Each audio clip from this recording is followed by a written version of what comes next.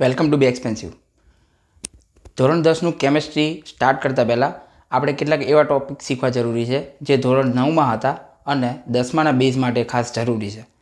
તો ધોરણ 9ની આપણે કેમેસ્ટ્રી સેક્શનની વાત કરીએ તો આપણે શીખ્યા કે મહર્ષિ કણાદ નામના વ્યક્તિએ એવું કીધું હતું કે વિશ્વનો અથવા બ્રહ્માંડનો દરેક પદાર્થ એ દ્રવ્યથી બનેલો છે અને દ્રવ્યના અતિસૂક્ષ્મ કણને પરમાણુ નામ આપ્યું એણે. ત્યારબાદ પકુદાકાત્યમ ગ્રીકના બે વૈજ્ઞાનિક લ્યુસિપસ અને ડેમોક્રિટ્સ બંને આવી જ વાતો કરી છે કે વિશ્વનો પ્રત્યેક પદાર્થ એ કોઈ અતિસૂક્ષ્મ કણથી બનેલો છે. કણાદ એવી વિચારધારા ધરાવતા હતા કે કોઈ એક પથ્થરને તોડતા જઈએ તો એ પથ્થરને નાના ટુકડામાં વિભાજિત કરતાં કરતાં અંતમાં એક ટુકડો એવો નાનો મળે જે ટુકડાનું વિભાજન હવે શક્ય નથી. મતલબ એ જે સૂક્ષ્મ કણ મળ્યો એ સૂક્ષ્મ કણ એવા અનેક લાખો કરોડો કણ એકઠા થઈને જ એ પથ્થરનો ટુકડો બન્યો હશે. તો વિશ્વના પ્રત્યેક પદાર્થમાં આવો એક સૂક્ષ્મ કણ જોવા મળે છે. બાયોલોજીમાં આપણે જેમ કહીએ કે કોઈપણ સજીવનું શરીર એનો પાયાનો એકમ એ કોષ છે, એમ અહીંયા આપણે એવું કહી શકીએ કે આ જે નિર્જીવ વસ્તુઓ આપણને દેખાય છે એ વસ્તુના બંધારણમાં એના પાયામાં એક સૂક્ષ્મ કણ છે અને સૂક્ષ્મ કણને આપણે પરમાણુ કહીશું. પરમાણુ વિશે ઘણા બધા વૈજ્ઞાનિકે અલગ અલગ વિચારધારા આપી. જેમ કે પહેલાં જે થોમ્સને પોતાનું એક મોડેલ આપ્યું, ત્યારબાદ રુથરફોર્ડે સોનાના વરખ ઉપર પ્રયોગ કર્યો અને એને પોતાની રીતે પરમાણુનું એક નવું મોડેલ રજૂ કર્યું અને અંતમાં નીલ્સ બોહર નામના વૈજ્ઞાનિકે આપણને પરમાણુ મોડેલ આપ્યું જે અત્યાર સુધી સ્વીકાર્ય છે. તો આપણે એ કોન્સેપ્ટ થોડો જોઈ લઈએ. તો નીલ્સ બોહર પ્રમાણે પરમાણુ જે શબ્દ મળ્યો કે કોઈ પણ પદાર્થના બંધારણના એના પાયામાં એક અતિસૂક્ષ્મ કણ છે જેને આપણે પરમાણુ કહીએ. નીલ્સ બોહરે એવું કીધું કે કોઈ એક સૂક્ષ્મ પરમાણુ છે એ પરમાણુમાં વચ્ચે એક પરમાણુ કેન્દ્ર છે જે નક્કર છે અને એની આજુબાજુ ઇલેક્ટ્રોન એ વર્તુળાકાર કક્ષામાં જેમ સૂર્યમંડળમાં સૂર્યની આજુબાજુ ગ્રહો પરિભ્રમણ કરે છે એમ ઇલેક્ટ્રોન પરમાણુ કેન્દ્રની આજુબાજુ પરિભ્રમણ કરે છે. જે કક્ષા કેટલી છે તો બોહરના મત પ્રમાણે 4 કક્ષાઓ છે.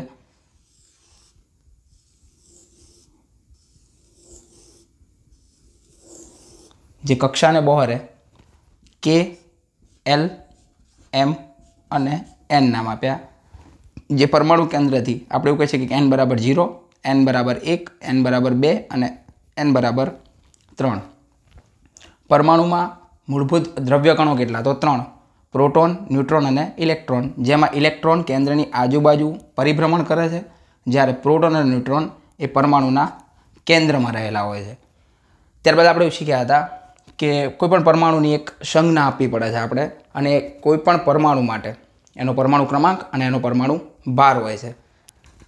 જેમ કે આપણે કોઈ તત્વની સંજ્ઞા x આપીએ તો એનો પરમાણુ ક્રમાંક એને આપણે ધોરણ 9માં z કહેતા હતા અને એ તત્વનો પરમાણુ ભાર તો આપણે a કહેતા હતા. હવે કોઈનો પરમાણુ ક્રમાંક એ તત્વના પરમાણુમાં રહેલા ઇલેક્ટ્રોન અથવા પ્રોટોનની સંખ્યા હોય. મતલબ આ થશે પ્રોટોનની સંખ્યા જેને આપણે પ્રોટોન પ્લસ, કારણ કે પ્રોટોન ધન વિદ્યુત ભાર ધરાવે છે, અથવા ઇલેક્ટ્રોનની સંખ્યા ઇલેક્ટ્રોન માઇનસ, કારણ કે ઇલેક્ટ્રોન ઋણ વિદ્યુત ભાર ધરાવે છે. એટલે z બરાબર પ્રોટોનની સંખ્યા અથવા ઇલેક્ટ્રોનની સંખ્યા. કોઈપણ પરમાણુમાં જેટલા પ્રોટોન હોય એટલા જ ઇલેક્ટ્રોન હોય એટલે જ પરમાણુ વિદ્યુતભારની દ્રષ્ટિએ તટસ્થ છે. ત્યારબાદ આપણે જોઈએ એ એટલે દળાંક અથવા પરમાણુ ભાર અથવા પરમાણુ ભારાંક. તો કોઈપણ પરમાણુમાં રહેલા પ્રોટોનની સંખ્યા અને ન્યુટ્રોનની સંખ્યાના સરવાળાને, ન્યુટ્રોન ઉપર 0 લખવામાં આવે છે કારણ કે ન્યુટ્રોન નામના કણનો કોઈ વિદ્યુત ભાર નથી. તો કોઈ પણ પરમાણુમાં રહેલા પ્રોટોન અને ન્યુટ્રોનની સંખ્યાના સરવાળાને એ તત્વનો અથવા પરમાણુનો દળાંક અથવા પરમાણુ ભાર કહેવાય. આપણે એક ઉદાહરણ જોઈએ તો કાર્બન લઈએ તો કાર્બનનો પરમાણુ ક્રમાંક 6 અને એનો પરમાણુ ભાર અથવા દળાંક 12 છે. તો આપણને ખબર પડે કાર્બનમાં પ્રોટોન કેટલા તો 6 ઉપરથી 6 પ્રોટોન, ઇલેક્ટ્રોન કેટલા તો એ પણ 6.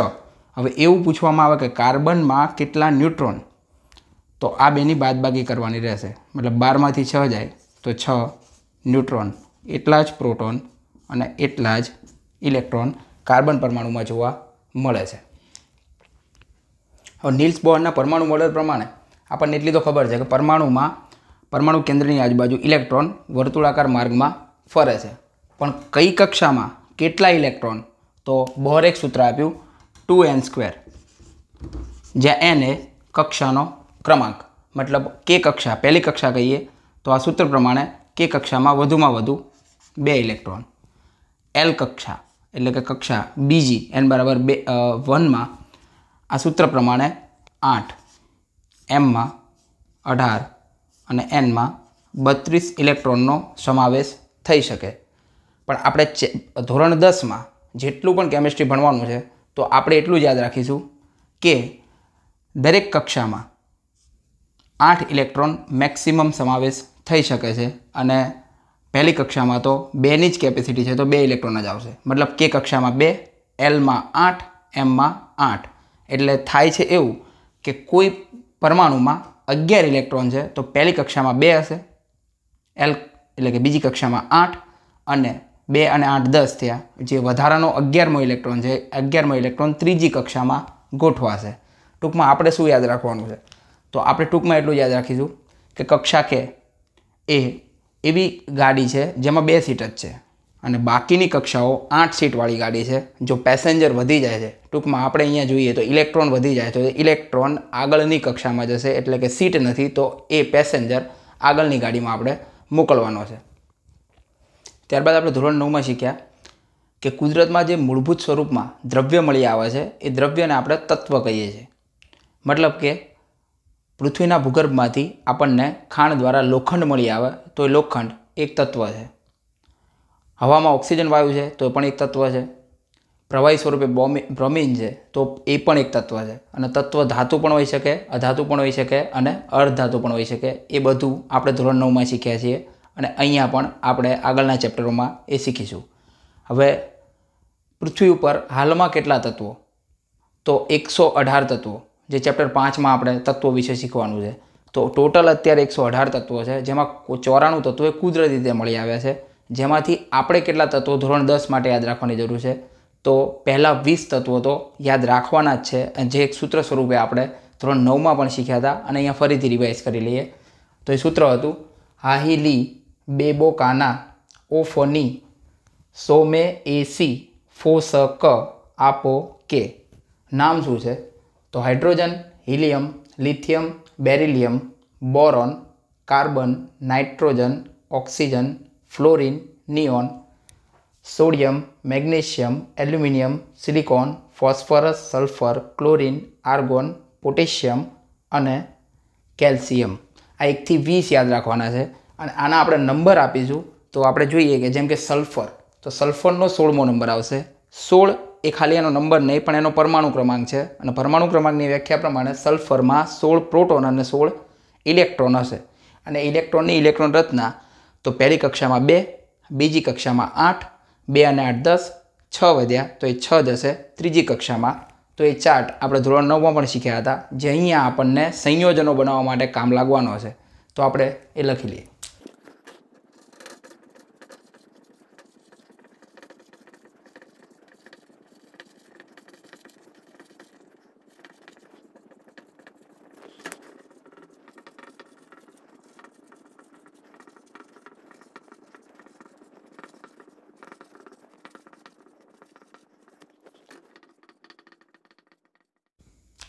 આપણે વાત થઈ એમ કોઈપણ તત્વમાં આ જે નંબર આપણે લખ્યા છે એ તત્વના પરમાણુ ક્રમાંક છે તો એટલા જ ઇલેક્ટ્રોન એમાં હશે. આપણે સલ્ફરનું ઉદાહરણ લીધું કે સલ્ફરમાં 16 પ્રોટોન અને 16 ઇલેક્ટ્રોન.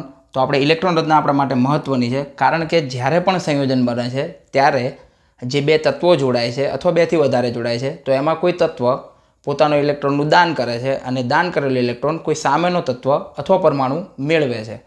તો સલ્ફરમાં 16 ઇલેક્ટ્રોન તો ઇલેક્ટ્રોન રચના આપણે જોઈએ તો પહેલી કક્ષામાં 2, બીજીમાં 8ની કેપેસિટી તો 8, 2 અને 8 10 વધ્યા 6 તો અંતિમમાં 6. તો આ રીતે દરેકની ઇલેક્ટ્રોન રચના બોરના નિયમ પ્રમાણે થશે.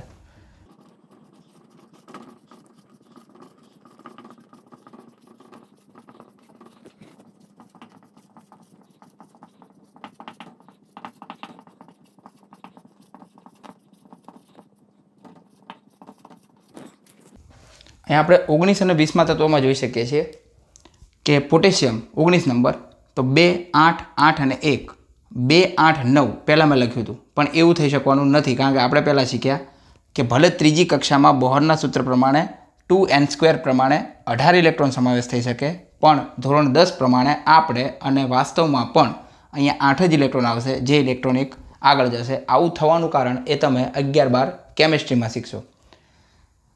હવે ઇલેક્ટ્રોન રચના કેમ આપણા માટે મહત્વની છે? તો 9મા ધોરણમાં આપણે સંયોજન વિશે બેઝિક ખ્યાલ મેળવ્યો હતો કે કોઈ પણ બે તત્વો એ નિશ્ચિત પ્રમાણમાં જોડાઈને એક નવો પદાર્થ ઉત્પન્ન કરે, જે પદાર્થને આપણે સંયોજન કહેતા હતા. તો એ સંયોજન કઈ રીતે બને? ઉદાહરણ તરીકે આપણે લઈએ તો આપણી પાસે બેઝિક એક એક્ઝામ્પલ છે સોડિયમ ક્લોરાઇડ એટલે કે મીઠું. તો એમાં સોડિયમ અને ક્લોરિન બે અલગ અલગ તત્વો અથવા પરમાણુ જોડાયેલા છે. તો સોડિયમનો નંબર થશે 11 અને ક્લોરિન એનો નંબર છે 17. તો સોડિયમની ઇલેક્ટ્રોન રચના આપણે જોઈએ તો 2, 8, 1 અને ક્લોરિનની ઇલેક્ટ્રોન રચના 2, 8, 7 છે. હવે આ બંનેને જોડાઈને કોઈ એક નવું સંયોજન બનાવવું છે તો અંતિમ કક્ષા સંપૂર્ણ ભરાયેલી હોવી જોઈએ. હવે સોડિયમની અંતિમ કક્ષામાં 1 ઇલેક્ટ્રોન છે, ક્લોરિનની અંતિમ કક્ષામાં 7 ઇલેક્ટ્રોન છે. હવે જ્યારે ઇલેક્ટ્રોન અંતિમ કક્ષામાં રહેલા ઇલેક્ટ્રોન અથવા અંતિમ કક્ષા સંપૂર્ણ ભરાયેલી હોય ત્યારે એ તત્વ સ્થાયી સંયોજન બનાવી શકે. મતલબ સોડિયમે આ ઇલેક્ટ્રોનનું દાન કરવું પડશે અને ક્લોરિને ક્યાંકથી 1 ઇલેક્ટ્રોન મેળવવાનો છે. ટૂંકમાં આ ઘટનાને કહેવાય અષ્ટક રચના પ્રાપ્ત કરી કહેવાય. અષ્ટક રચના પ્રાપ્ત કરવી છે મતલબ કોઈપણ તત્વની અંતિમ કક્ષામાં ઇલેક્ટ્રોન 8 હોવા જોઈએ. જો એ હાઇડ્રોજન અને હિલિયમ હશે તો 2, કારણ કે પહેલી કક્ષા છે. બાકીના દરેક તત્વો માટે 8 ઇલેક્ટ્રોન હોવા જોઈએ. એટલે અષ્ટક રચના પૂરી કરવામાં જે નજીક હોય એવું પરમાણુ કરશે. તો આને 8 બનાવવા છે તો એ 7 ઇલેક્ટ્રોન કોઈ પાસે મેળવે એની કરતાં એ પોતાનો ઇલેક્ટ્રોનનું દાન કરી દેશે. મતલબ સોડિયમ પોતાનો ઇલેક્ટ્રોન કોઈ બીજા તત્વ અથવા પરમાણુને આપી દેશે. સોડિયમના પરમાણુએ ઇલેક્ટ્રોનનું દાન કર્યું એટલે 1 ઇલેક્ટ્રોન ઓછો થયો. એ બાદ સોડિયમ ધન વિદ્યુત ભારિત બનશે એટલે કે ધન આયન બનશે, જેને આપણે કેટાયન કહેતા હતા. અને આ દાન કરેલો 1 ઇલેક્ટ્રોન એ ક્લોરિન મેળવશે અને 7 અને 1 8 ઇલેક્ટ્રોન થશે. ક્લોરિને 1 ઇલેક્ટ્રોન મેળવ્યો, સ્વીકાર્યો, એટલે ક્લોરિન હવે સ્થાયી પરમાણુમાંથી ઋણ આયન બનશે, જેને આપણે એનાયન કહેતા હતા. અને આ ધન આયન અને ઋણ આયન એ વિદ્યુત આકર્ષણને કારણે નજીક જોડાઈને વાસ્તવમાં એને પ્લસ અને Cl માઇનસ છે, વિદ્યુત આકર્ષણથી બે જોડાય છે, જેને આપણે સિમ્પલ ફોર્મમાં NaCl કહીએ છીએ. હવે બેઝિક સંયોજનોમાં આગળનું પદાર્થ એ ધાતુ હશે અને પાછળનું તત્વ કે પરમાણુ એ અધાતુ હશે. અને ધાતુનું નામ એ જે નામ એનું ઓરિજિનલ છે એ જ બોલવામાં આવે છે, જ્યારે ઋણ આયનો એટલે કે અધાતુઓ જે પાછળથી જોડાય છે એના નામમાં પ્રત્યય લગાવવામાં આવે છે. તો આપણે અહીં જોઈએ તો અહીંયા બોલાય છે સોડિયમ ક્લોરાઇડ. તો સોડિયમનું નામ બદલેલ નથી. જ્યારે ક્લોરિન એ ઋણ આયન બન્યો એટલે આઇડ પ્રત્યય લાગ્યો અને એ બને છે ક્લોરાઇડ. આગળ કેટલાક એવા તત્વો જોઈએ જે આપણને ધોરણ 10માં જરૂરી છે. એની સંજ્ઞાઓ ખાલી આપણે યાદ રાખવાની છે. તો યુરેનિયમ તો કેપિટલ યુ થશે, iodine capital I, barium Ba, bromine Br, સોનું Au, ગોલ્ડ પણ કહેવાશે, ચાંદી એટલે કે સિલ્વર એની થશે capital Ag, platinum Pt, copper Cu, લોખંડ જેને આયન કહેવાશે Fe, મર્ક્યુરી એટલે કે પારો Hg, zinc Zn, nickel Ni, cobalt Co, germanium જે અર્ધધાતુ છે Ge અને લેડ એટલે કે સીસુ જેની થશે સંજ્ઞા Pb. તો આ કેટલાક મહત્ત્વના તત્વો છે જે કેમિસ્ટ્રીમાં 5 ચેપ્ટર છે. એ 5 ચેપ્ટરમાં ક્યાંક આનો ઉપયોગ સંયોજન સ્વરૂપમાં થવાનો છે, તો આપણે યાદ રાખવા જરૂરી છે. આપણે જાણીએ છીએ તેમ કોઈ પરમાણુ ઇલેક્ટ્રોનનું દાન કરે છે તો એ ધન વિદ્યુત ભારિત બનશે. તો અહીં આપણે કેટલાક ધન વિદ્યુત ભારિત આયનો વિશે શીખવાનું છે, જે ધોરણ 10 માટે આપણા માટે જરૂરી છે. આટલા આયનો આપણે યાદ રાખીએ તો ધોરણ 10 માટે ઇનફ છે. હવે કોઈ પરમાણુ જો 2 ઇલેક્ટ્રોનનું દાન કરે છે તો એના નામની ઉપર આ રીતે 2+ લખવામાં આવે છે. જો 3નું દાન કરે તો 3+. અને આપણે વાત થઈ એમ કે ધાતુ તત્વો એ મોટે ભાગે ઇલેક્ટ્રોનનું દાન કરે છે. મતલબ ધનાયનો જેટલા પણ છે અથવા જેટલા પરમાણુઓ એ ધન વિદ્યુત ભાર ધરાવતા આયનો બનાવે છે એ બધા ધાતુના હશે, જે કોઈ સંયોજનમાં આગળ હશે. જેમ આપણે સોડિયમ ક્લોરાઇડમાં જોયું तो ए आयनનું નામ એ તત્વનું મૂળ નામ જ રહેશે, નામ બદલાતું નથી. છતાં કેટલાકમાં વેરિએશન આવે છે જે આપણે જોઈએ. જેમ કે પહેલું જ આપણા માટે અપવાદ જેવું લાગે કે હાઇડ્રોજન એ અધાતુ છે, છતાં હાઇડ્રોજન ઇલેક્ટ્રોનનું દાન કરી શકે છે. તો હાઇડ્રોજન પ્લસ લખાશે અને એનું નામ હાઇડ્રોજન જ રહેશે. Na પ્લસ તો સોડિયમ જ, K plus potassium, Li plus lithium ion, Ag plus તો સિલ્વર આયન. ત્યારબાદ છે NH4 પ્લસ, તો અહીંયા એકથી વધુ પરમાણુઓ એકઠા થયા અને એ આયન સ્વરૂપે અસ્તિત્વ ધરાવે છે. જેમ કે નાઇટ્રોજન હાઇડ્રોજન બંને એકઠા થઈને પછી એમણે સંયુક્ત રીતે કોઈ એક ઇલેક્ટ્રોનનું દાન કર્યું છે, બંને એકઠા થઈને. તો આવા પ્રકારના આયનને આપણે બહુપરમાણી આયન ધોરણ 9માં કહેતા હતા. અહીંયા આપણે ખાલી નામની જરૂર છે. તો આ થશે એમોનિયમ આયન. તો જે વિશિષ્ટ છે એ આપણે ખાલી બોર્ડ ઉપર લખીશું, કારણ કે ધન આયનો છે જેમાં લગભગ નામ ક્યાંય બદલાતા નથી, તત્વના મૂળ નામ હોય છે. તો આ થશે એમોનિયમ આયન. હવે આ બંને બાકી છે. તો આપણે જોઈએ તો Cu+1 પણ છે, Cu2+ પણ જોવા મળે છે. મતલબ કોપર એક ઇલેક્ટ્રોનનું દાન કરીને પણ સંયોજન બનાવે છે અને 2 ઇલેક્ટ્રોનનું દાન કરીને પણ સંયોજન બનાવે છે. જ્યારે આવું વેરિએશન જોવા મળશે તો એ વેરિએશન આપણને કોપરમાં, ત્યારબાદ Fe એટલે કે આયનમાં જોવા મળે. એ સિવાય લેડમાં પણ આપણને વેરિએશન જોવા મળે. તો જ્યારે એકનો એક પરમાણુ એ એકથી વધુ વિદ્યુત ભાર ધરાવતા આયનો આપતો હોય ત્યારે સંયોજન માટે એનું નામ હવે આપણે આયન ના કહી શકીએ. જેમ આપણે સોડિયમ ક્લોરાઇડમાં તો સોડિયમ આયનનું નામ સોડિયમ જ રાખ્યું, એમ અહીંયા આપણે આયન ના કહી શકીએ, કારણ કે કોઈ સંયોજન જોઈને આપણને ખબર ના પડે કે એ સંયોજનમાં રહેલો આયન એ +2 છે કે +3 છે. તો ત્યાં આપણે થોડું નામ અલગથી યાદ રાખીશું IUPACના નિયમો પ્રમાણે. તો કોઈ એવો પરમાણુ જેમાં 2 શક્યતાઓ છે, જેમ કે કોપર 1+ પણ છે અને કોપર 2+ પણ જોવા મળે છે. તો એમાં 2 નામ અસ્તિત્વ ધરાવતા હશે. જેમ કે કોપર 1+ ને આપણે ક્યુપ્રસ કહીશું અને કોપર 2+ ને આપણે ક્યુપ્રિક કહીશું. તો આમાં કોમન રૂલ એવો છે કે વેરિએશન ધરાવતા 2 આયનોમાંથી જે આયન ઓછો વિદ્યુત ભાર ધરાવે છે એમાં અસ પ્રત્યય લાગશે અને જે વધુ ધરાવે છે એમાં ઈક પ્રત્યય લાગે છે. તો એવી રીતે આપણે જોઈએ તો લીડ 1+ છે તો આને કહેવાશે પ્લમ્બસ, અને લીડ +2 છે 2+, તો આને કહેવાશે પ્લમ્બિક. તો અહીંયા પણ અસ અને ઈક. હવે બીજી રીતે આપણે લખવું હોય તો ક્યુપ્રસ નથી લખવું તો આપણે આવું લખી શકીએ, એનું મૂળ નામ એટલે કે કોપર, અને રોમનમાં આપણે એનો વિદ્યુત ભાર લખીશું. તો અહીંયા +1 છે તો કોપર 1 આવું લખી શકાય. તો ક્યુપ્રિકની જગ્યાએ લખી શકીએ આપણે આ રીતે કોપર 2. ત્યારબાદ આપણે જોઈએ 2+ ધરાવતા. તો આ બધા કોમન છે કે જેમાં નામ બદલાવાના નથી. Calcium ion, magnesium ion, barium, zinc અને Hg એટલે મર્ક્યુરી આયન. પણ Feમાં વેરિએશન છે, 2+ પણ છે અને 3+ પણ છે. તો આ બેમાં આપણે નામ યાદ રાખીએ એવી રીતે 2+ Feનું નામ રહેશે ફેરસ અને 3+ માટે નામ રહેશે ફેરિક.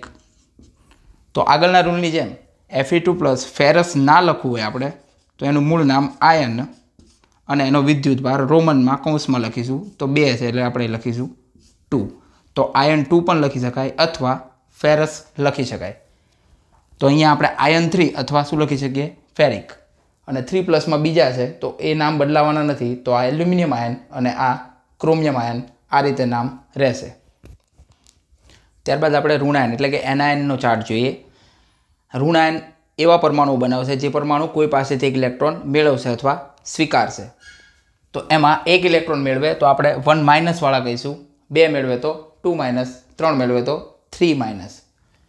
તો 1 મેળવતા હોય આપણે જોઈએ તો ફ્લોરિન 1 મેળવે છે એટલે F-. તો આપણને ખબર છે કે ધનાયનમાં નામ નહોતા બદલાણા, પણ અહીંયા ઋણાયનમાં નામ બદલાશે. તો F- આયન તો આપણે એને કહીશું ફ્લોરાઇડ. ક્લોરિન 1- બનાવે ઋણાયન તો એને કહીશું ક્લોરાઇડ. બ્રોમિન બનાવે તો કહીશું બ્રોમાઇડ. આયોડિન તો એનું નામ થશે આયોડાઇડ. હવે હાઇડ્રોજન 1+ પણ બનાવે છે તો ત્યાં નામ હાઇડ્રોજન જ હતું, પણ હાઇડ્રોજન ઋણ આયન 1- બનાવે તો એનું નામ થશે હાઇડ્રાઇડ. તો આપણે અહીં જોઈએ તો આપણને લાગે કે આઇડ પ્રત્યય લાગે છે. ઋણ વિદ્યુતભાર ધરાવતા આયનોમાં મોટે ભાગે આઇડ પ્રત્યય લાગે છે.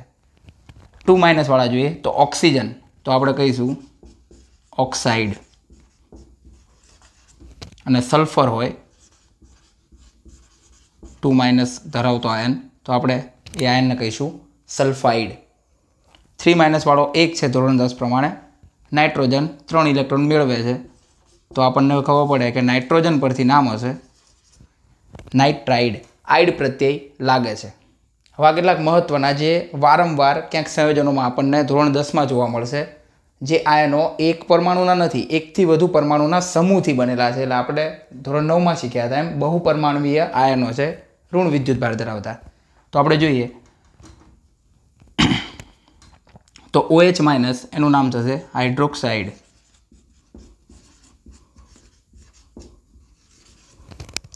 હવે આ બે છે એક સરખા લાગતા NO3- અને NO2-. તો નાઇટ્રોજન ચક્ર ધોરણ 9માં હતા એ NO3- એ થશે નાઇટ્રેટ અને NO2- થશે નાઇટ્રાઇટ.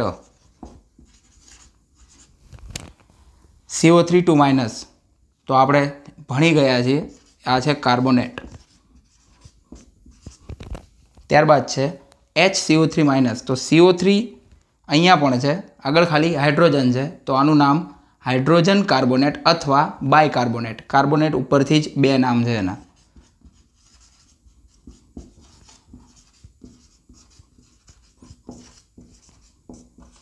અથવા એને આપણે બાયકાર્બોનેટ પણ હાઇડ્રોજનની જગ્યાએ ખાલી બાય શબ્દ ચેન્જ કરી શકીએ, બાયકાર્બોનેટ પણ કહેવામાં આવે છે.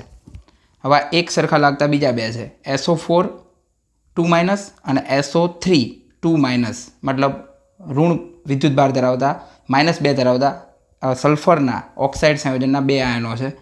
તો SO4 વાળાને આપણે કહીશું સલ્ફેટ અને SO3 વાળાને સલ્ફાઇટ.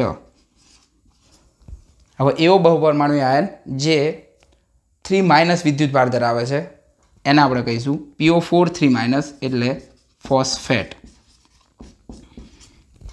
હવે ભૂલ થવાની શક્યતાઓ ક્યાં છે તો અહીંયા નાઇટ્રાઇડ છે, આ નાઇટ્રાઇટ છે. ત્યારબાદ સલ્ફાઇડ અને સલ્ફાઇટ.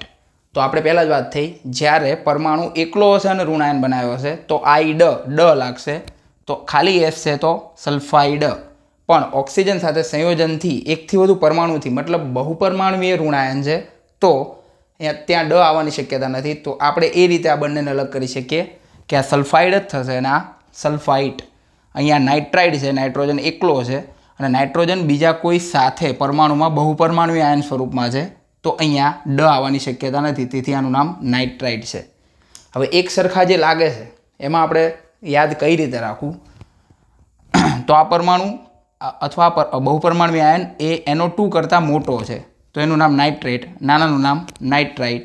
એ રીતે અહીંયા જોઈએ તો એની જેમ જ SO4 અને SO3માં આ બહુપરમાણુય આયન મોટો છે તો એનું નામ સલ્ફેટ અને નાનાનું નામ સલ્ફાઇટ. તો આ રીતે આપણે યાદ રાખી શકીએ.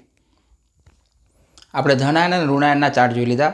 ત્યારબાદ આપણે સંયોજનો કઈ રીતે બને ધોરણ 9 પ્રમાણે જે રીત હતી એ રીત આપણે ફરીથી યાદ કરી લઈએ. તો કોઈ પણ એક સંયોજન આપણને બનાવવાનું કીધું છે અથવા આપણને ધોરણ 10માં જે સમીકરણો યાદ રાખવા માટે જરૂરી છે એટલા માટે આપણે જોઈએ કે સોડિયમ કાર્બોનેટ છે તો આપણે દરેકની સંજ્ઞા લખીશું. તો સોડિયમ એ ધનાયન સ્વરૂપમાં હશે, પહેલું નામ હંમેશા ધનાયન સ્વરૂપમાં હશે કારણ કે એ મોટે ભાગે ધાતુ તત્વ હશે, અને પાછળનું નામ ઋણાયન સ્વરૂપમાં હશે એટલે કે કાર્બોનેટ, કારણ કે અધાતુઓમાંથી બનેલું હશે. તો આપણે સોડિયમની સંજ્ઞા લખીશું Na. કાર્બોનેટ તો બહુપરમાણુય ઋણાયનમાં હતું તો આ છે CO3.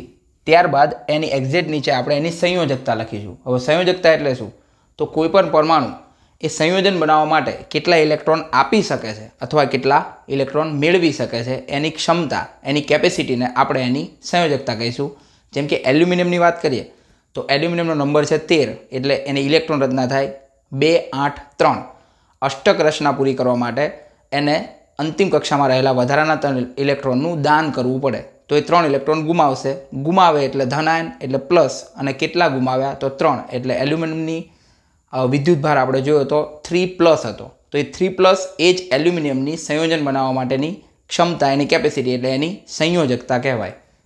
તો સોડિયમની 1+ છે અને કાર્બોનેટ 2-. તો આપણે ક્રોસ તીર મારીશું અને અહીંયાથી શરૂઆત કરીશું. આ બંનેનો ગુણાકાર તો Na2, જે 2 આપણે નીચે લખીશું, જેમ પાણી H2O એનો આપણને ખ્યાલ છે, અને અહીંયા CO3. તો આ થઈ ગયું એનું રાસાયણિક સૂત્ર અથવા એનું અણુસૂત્ર. ત્યારબાદ જોઈએ કેલ્શિયમ હાઇડ્રોક્સાઇડ. તો કેલ્શિયમ Ca હાઇડ્રોક્સાઇડ ફરીથી બહુપરમાણુય ઋણાયન, તો એ OH. કેલ્શિયમની સંયોજકતા 2+, હાઇડ્રોક્સાઇડ 1-.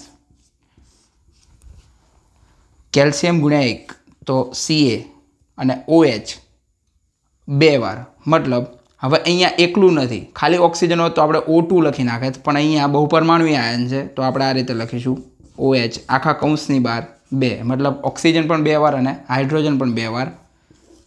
અને આને બોલાશે કઈ રીતે? તો કેલ્શિયમ હાઇડ્રોક્સાઇડ, જેને આપણે બોલીશું CaOH ટ્વાઇસ. અહીંયા 2 છે તો ટ્વાઇસ, અને 3 આવે તો આપણે થ્રાઇસ બોલીશું. ત્યારબાદ છે એલ્યુમિનિયમ ક્લોરાઇડ. તો એલ્યુમિનિયમ માટે Al, ક્લોરાઇડ ઋણાયન Cl, એલ્યુમિનિયમ 3+, ક્લોરિન 1-. તો Al 1 વાર અને ક્લોરિન 3 વાર. તો AlCl 3 થશે. ત્યારબાદ જોઈએ કેલ્શિયમ કાર્બોનેટ. કેલ્શિયમ એટલે Ca, કાર્બોનેટ CO3. કેલ્શિયમની 2+, કાર્બોનેટની 2-. હવે અહીંયા આપણે Ca2 અને CO3 ટ્વાઇસ એવું કરવાની જરૂર નથી. જ્યારે આવી ઘટના બને, મતલબ બંને પરમાણુઓ એ સરખા પ્રમાણમાં સંયોજકતા ધરાવે છે, તો આપણે એને કોમન લઈ શકીએ. તો આપણે 2 લખવાની જરૂર નથી. તો સિમ્પલી CaCO3 લખી શકાય. આ ખાસ ધ્યાન રાખવાની જરૂર છે. ત્યારબાદ છે સોડિયમ સલ્ફેટ. તો સોડિયમ એટલે Na, જે 1+ છે, સલ્ફેટ SO4 જે 2- છે. તો આ થશે Na2SO4.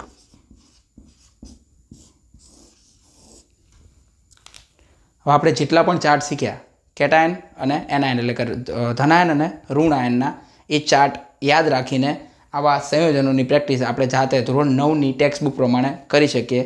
આનો મેઇન ઉદ્દેશ્ય એ છે કે આવા સંયોજનો આપણને જો ઝડપથી જેટલા યાદ રહેશે એટલા ધોરણ 10માં કેમિસ્ટ્રીમાં જેટલા પણ રાસાયણિક સમીકરણો આપણે શીખવાના છે એ ગોખવાની જરૂર નથી. એને આપણે આપણી નજરથી યાદ રાખી શકીએ. એ પણ ક્યારે? જ્યારે આપણને ધનાયન અને ઋણાયનમાં કમ્પ્લીટલી ખબર પડતી હોય. મતલબ કોઈ રાસાયણિક પ્રક્રિયા છે, જેમ ચેપ્ટર 1માં તમે વિસ્થાપન પ્રક્રિયા જોશો કે જેમાં કોઈ એક સંયોજનમાં રહેલો કોઈ આયન એ બીજા પદાર્થ સાથે જોડાઈ જાય છે. તો આપણી નજર એ હોવી જોઈએ કે આ ઋણ આયન એની સંયોજકતા આ છે, તો એ બીજા ધન આયન જેની સંયોજકતા આની સાથે મેચ થતી હશે એની સાથે સંયોજાઈ શકે. એટલા માટે આપણે એક વિડીયો બનાવ્યો છે જે બેઝિક કોન્સેપ્ટ ધોરણ 10ની કેમિસ્ટ્રી માટે જે જરૂરી છે, જે પહેલાં 5 ચેપ્ટર છે આપણા માટે. તો આ જે ચાર્ટ આપણે બનાવ્યા અને જે 1 થી 20 તત્વો અને વધારાના જેટલા તત્વો આપણા માટે જરૂરી છે, જેમ કે ઝીંક, લેડ, મર્ક્યુરી, આ બધા તત્વોની સંજ્ઞા એ આપણે યાદ રાખવું જરૂરી છે. પરમાણુ ક્રમાંક બધા યાદ રાખવાની જરૂર નથી. જેટલા જરૂરી છે એ પ્રેક્ટિસ સાથે આપણને યાદ રહી જશે. તો નેક્સ્ટ વિડીયોથી આપણે કેમિસ્ટ્રી ચેપ્ટર 1 રાસાયણિક પ્રક્રિયાઓ અને સમીકરણો સ્ટાર્ટ કરીશું. ફરી મળીએ.